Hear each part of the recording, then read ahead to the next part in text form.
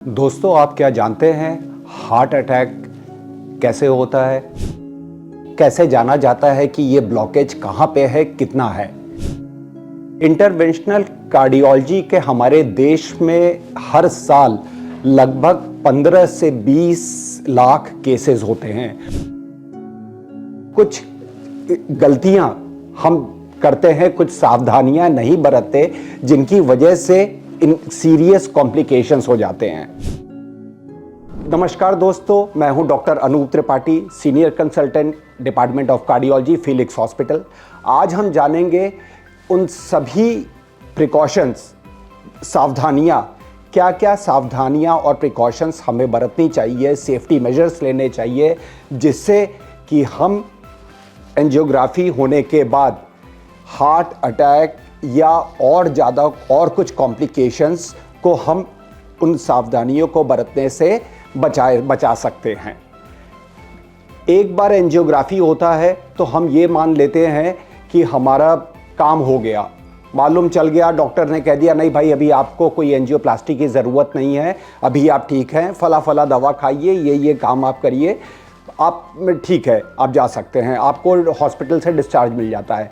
लेकिन होता क्या है कि उस एंजियोग्राफी प्रोसीजर के बाद हम रिलैक्स हो जाते हैं, हम सावधानियां नहीं ध्यान में रखते, डॉक्टर्स की सलाह जो होती है उसको ध्यान में नहीं रखते और कुछ ऐसी गलतियां करते चले जाते हैं जिनकी वजह से हार्ट अटैक या फिर एंजियोग्राफी प्रोसीजर में जो प्रोसीजर है उसमें जो कॉम्प्लिकेशंस हो सकते हैं, उसके बाद उन चीज़ों को और बढ़ावा देते हैं और अपनी उम्र को हम कम कर देते हैं, अपनी लाइफस्टाइल को बिगाड़ लेते हैं, अपने खान पान पे ध्यान नहीं देते हैं, अपने रहन सहन पे ध्यान नहीं देते हैं। ये सभी चीज़ें मिला जुला करके हमारी गलतियाँ हमारे लाइफ को और कम कर देती हैं, जहाँ कि हम ये सोचते रह जाते हैं कि अब तो काम ठीक हो गया, कोई ज़्यादा हार्ट अटैक की प्रॉब्लम नहीं है, डॉक्टर ने ग्रीन सिग्नल दे दिया है, बस ये दवा खानी है और ऐसे ऐसे रहना है, आगे काम चलता चला जाएगा। तो दोस्तों आइए अब हम आगे बात करेंगे कि क्या सावधानियाँ, क्या प्रिकॉशंस हमें लेना चाहिए जिससे कि हार्ट अटैक दोबारा ना हो, हार्ट अटैक की संभावनाएं ना ज़्यादा हो जाएं, जो प्रोसेस हुआ है उसके जो कॉम्प्लिकेशंस एसोसिएटेड हैं वो ना हो, या फिर और तरह की परेशानियां हमारे शरीर में उत्पन्न ना हो जाएं। दोस्तों अब आइए पहले हम ये जानते हैं कि एंजियोग्राफी एग्जैक्टली प्रोसीजर होता क्या है, एंजियोग्राफी में करते क्या हैं। एंजियोग्राफी में हमारे रेडियल आर्टरी यानी कलाई की एक नस, मेजर नस, या फिर हमारे ग्रॉइन यानी कि जांग, वहाँ से एक आर्टरी में हम एक कैथेटर डालते हैं, कैथेटर यानी कि एक पाइप डालते हैं पतली सी, उसके थ्रू हम डाई डालते हैं। वो डाई हमारे ब्लड वेसल के थ्रू होते हुए, हमारी धमनियाँ यानी नसों के थ्रू होते हुए हमारे हार्ट में जाती है और हार्ट में फैलती है, जो नसें पूरे हार्ट को सप्लाई करती हैं ब्लड। अब अगर कहीं ब्लॉकेज होगा तो वहाँ पे वो जो डाई होता है वो ब्लॉक हो जाएगा, अब उसके आगे नहीं बढ़ेगा। तो ये हम स्क्रीन पे हमें दिखाई दे जाता है, इससे हम ये समझ जाते हैं कि फला जगह पे फला जितना बड़ा एक ऑब्स्ट्रक्शन है, यानी कि कोई प्लाक है, यानी कि कोई क्लॉट जमा हुआ है हमारी आर्टरी में, और जो हमारे हार्ट के मांसपेशियों को ब्लड नहीं पहुंचा पा रहा है, रक्त नहीं पहुंचा पा रहा है, जिससे ऑक्सीजन नहीं मिल रहा है, हार्ट की मसल को न्यूट्रिशन नहीं मिल रहा है और उनका फंक्शन कम होता जा रहा है। साथ ही साथ कभी जो हम कहते हैं कि एकदम कंप्लीट हार्ट अटैक जो होता है, वहाँ पे हार्ट की मांसपेशियाँ वो काम करना बंद करती है, जिसको हम कहते हैं मायोकार्डियल इन्फार्क्शन अपने कार्डियोलॉजी के टर्म में, मेडिकल टर्म में। तो अब ये आपको जैसा मैंने बताया कि ये यहाँ से हमारे रेडियल आर्टरी यानी कि कलाई की नस या हमारे ग्रॉइन यानी जांग की नस से वो पाइप डाली जाती है। अब होता क्या है, यहाँ पे कॉम्प्लिकेशन इससे क्या होते हैं, वहाँ पे ब्लीडिंग की संभावना बहुत होती है, क्योंकि आर्टरी में जाते हैं। आर्टरी में जो रक्तचाप यानी कि प्रेशर ब्लड का बहुत ज़्यादा हाई होता है और ज़रा सा भी डिस्टर्बेंस होता है जहाँ से हम गए हैं वहाँ से तेज़ी से ब्लड बाहर आता है और वहाँ पे चारों तरफ ब्लड फैल जाता है, ब्लीडिंग की संभावनाएं बढ़ जाती हैं, क्लॉट फॉर्मेशन हो जाता है, इन्फेक्शन भी हो सकता है। अगर ब्लड आएगा तो बैक्टीरिया आएगा, बैक्टीरिया आएगा तो इन्फेक्शन होगा और वहाँ पे सूजन हो सकती है, नमनेस आ सकती है पैरों में, हाथों और पैर का रंग बदल सकता है, फीवर हो सकता है। ये सब परेशानियां साथ में एसोसिएटेड रहती है। साथ ही साथ हार्ट अटैक, अगर हम जो सावधानियां जिनकी हम आगे बात करेंगे अगर वो ध्यान में नहीं रखा गया तो इससे हार्ट अटैक की चांसेस भी बढ़ जाती हैं और ना कि सिर्फ हार्ट अटैक बल्कि स्ट्रोक यानी कि पैरालिसिस, ब्रेन में कोई भी क्लॉट या रक्त का थक्का वो हमारे ब्रेन में पहुंच सकता है। या एक और चीज़ हम कहते हैं पल्मोनरी एम्बोलिज्म यानी कि हमारे लंग्स के किसी नस में वो क्लॉट पहुंच सकता है, ब्लॉक कर सकता है और वो काम करना बंद कर देगा। तो कहीं भी ऐसा होता है वो अंग हमारा या तो वो खास टिश्यू काम करना बंद कर देता है। तो ये सब चीज़ें ना होने पाए इसके लिए हमें सावधानियां, कुछ बात हम जो आगे आपको बताएंगे उनको आप ध्यान में रखें तो निश्चित तौर पे आप अपना जीवन बहुत खुशहाल कर सकते हैं और हेल्दी कर सकते हैं और उम्र आप बढ़ा सकते हैं। तो आइए जानते हैं कि क्या क्या प्रिकॉशंस हम लें जिससे ये सब परेशानियां हम दूर भगा सकें और अच्छा हेल्दी लाइफ जी सकें। पहली चीज़ जो साइट है, taking care of the site मतलब जो इंटरवेंशन जहाँ से हम पाइप डाले हैं, जहाँ से हमने पाइप डाल करके डाई डाला है और ये एंजियोग्राफी की प्रक्रिया की है, दैट इज़ जो कि हमारा कलाई है और हमारा ग्रॉइन यानी कि जांघ है। अब वहाँ पे सबसे पहले तो मैं आपको ये बताऊँ कि ये प्रोसीजर होने के बाद वहाँ पे प्रेशर बैंडेज हम लोग करते हैं उस एरिया को, जैसे हाथ का है, कलाई है या ग्रॉइन का है, वहाँ पे बहुत टाइट बैंडेजिंग करते हैं जिससे कि क्लॉट जमा रहे, जरा सा भी ब्लड का लीकेज या ब्लीडिंग ना हो सके।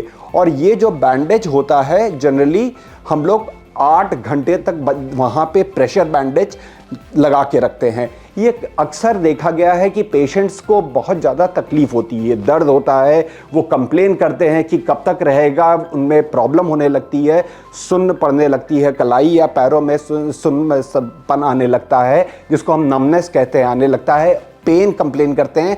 लेकिन दोस्तों ये मस्ट है, ज़रूरी है। अगर आपसे आपके पेशेंट्स या आपको लगता है कि बहुत दर्द हो रहा है इस प्रेशर बैंडेज से तो प्लीज़ उस पे छेड़छाड़ ना करें। वो छेड़छाड़ बहुत ज़्यादा कॉस्टली हो सकता है, जान पे आ सकता है। ठीक है, हेल्थ इज़ वेल्थ, जान है जहान है, उससे छेड़छाड़ नहीं। 8 से 10 घंटे बाद वो हम बैंडेज निकाल करके फिर से वहाँ पे बैंडेज करते हैं और नेक्स्ट डे पेशेंट को सब कुछ ठीक रहता है तो डिस्चार्ज दे देते हैं। नाउ अब डिस्चार्ज के बाद क्या खास बातें हैं जिनका हम ख्याल रखें।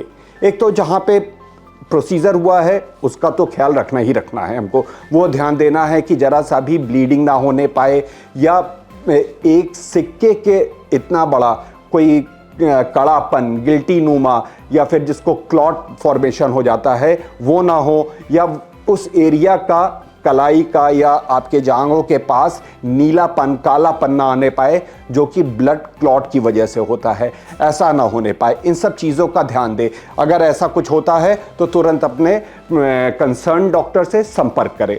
साथ ही साथ दूसरी बात यहाँ पे रेस्ट इसकी, आराम करना कुंजी है इसको ठीक करने की।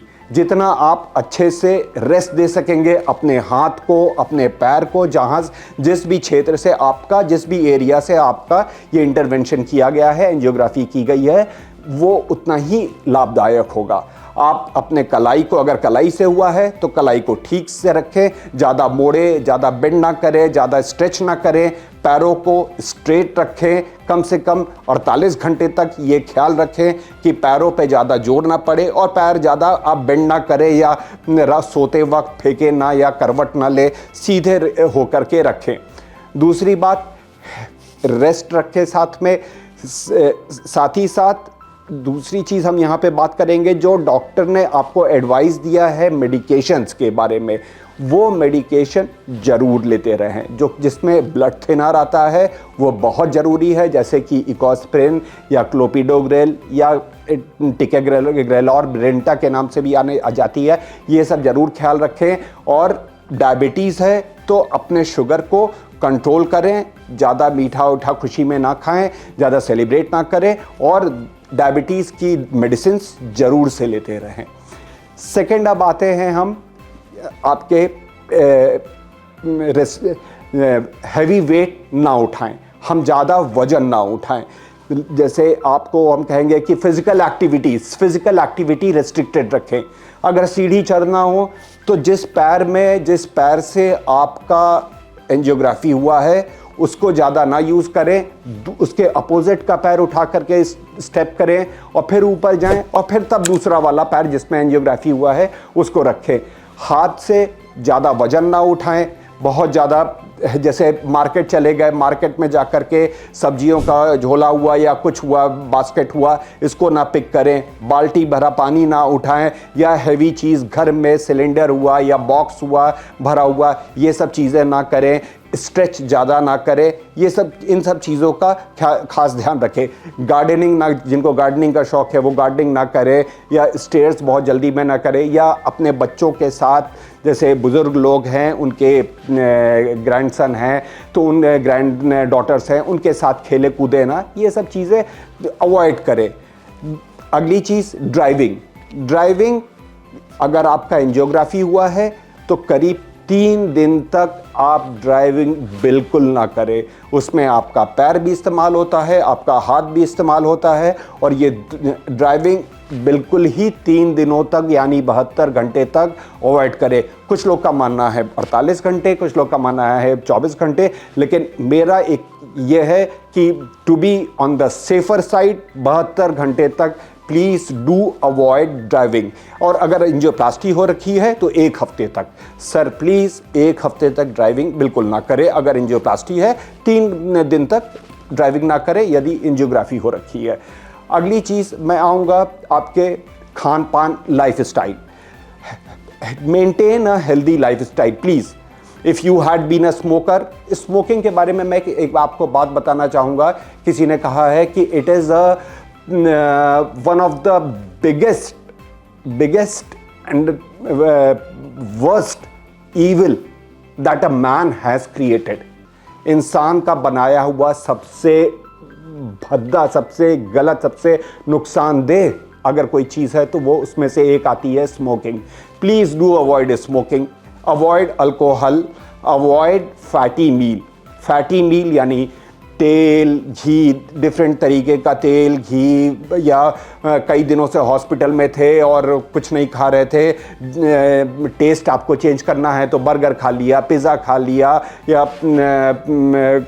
गोलगप्पे खाने चले गए, चाट खाने, प्लीज़ छोले भटूरे खाने, please do avoid these things. Nonveg food भी अवॉइड करिए प्लीज़। अगर नॉनवेज के आप शौकीन है, बहुत ज़्यादा खाना है तो फिश ले लीजिए, chicken, mutton please do avoid, इनसे दूर रहिए। फिश में ओमेगा 3 फैटी एसिड होता है जो कि फ़ायदेमंद होता है, तो फिश खा सकते हैं, बहुत ज़्यादा नहीं लेकिन ले लीजिए। लेकिन please do maintain a good lifestyle. Smoking, alcohol, fatty meal और ज़्यादा शुगर ना लें, कॉफ़ी, कैफ़ीन, इन सब चीज़ों से दूर रहें। ये सब चीज़ें अगर आप करेंगे तो आपको ही फ़ायदा होगा, आपकी ही लाइफस्टाइल थोड़ा सा कंट्रोल कर लीजिए, थोड़ा सा कंट्रोल करिए। साथ ही साथ थोड़ा टहलिए, अच्छी शुद्ध हवा लीजिए, फ्रेश एयर लीजिए, ब्रीदिंग करिए, डीप ब्रीदिंग की प्रैक्टिस करिए, मेडिटेशन करिए, हो सके तो हल्का फुल्का स्ट्रेचिंग करिए। अभी योगा वगैरह कुछ लोग कहते हैं कि योगा कर लेंगे, तो अभी नहीं, कम से कम एक हफ्ता ये सब चीज़ें अवॉइड करिए।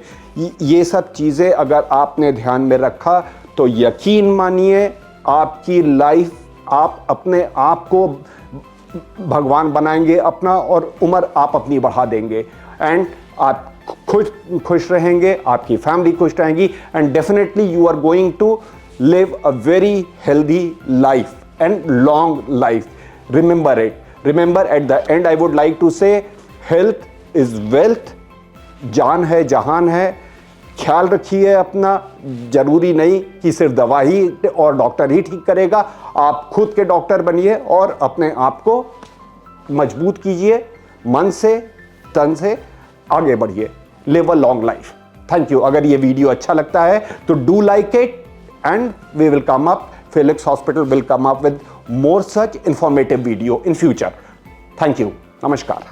हेल्थ से जुड़ी ऐसी कई और जानकारी के लिए फेलिक्स हॉस्पिटल के YouTube चैनल को सब्सक्राइब करें और अपने सवाल कमेंट बॉक्स के जरिए हम तक पहुंचाएं। और डॉक्टर की अपॉइंटमेंट के लिए दिए गए नंबर 9810455953 पर संपर्क करें।